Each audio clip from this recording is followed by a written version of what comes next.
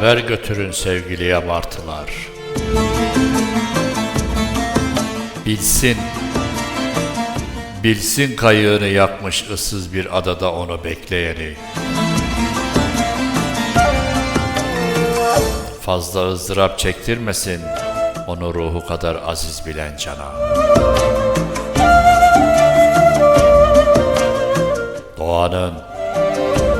Doğanın bahşettiği sofrada türlü nimetler onu bekler.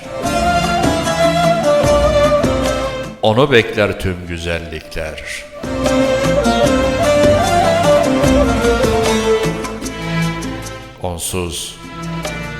Onsuz her şeyin anlamsız olduğunu söyleyin. Söyleyin ki daha fazla bekletmesin onu özleyeni.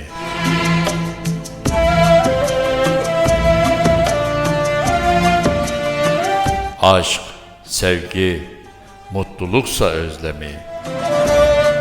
Rehber olun o sevgiliye martılar.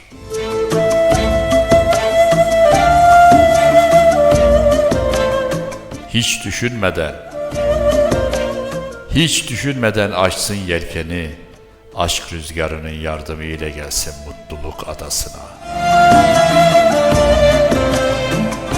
Gelsin ki vuslatı yaşasın seven gönüller. Seven gönüller. Seven gönüller.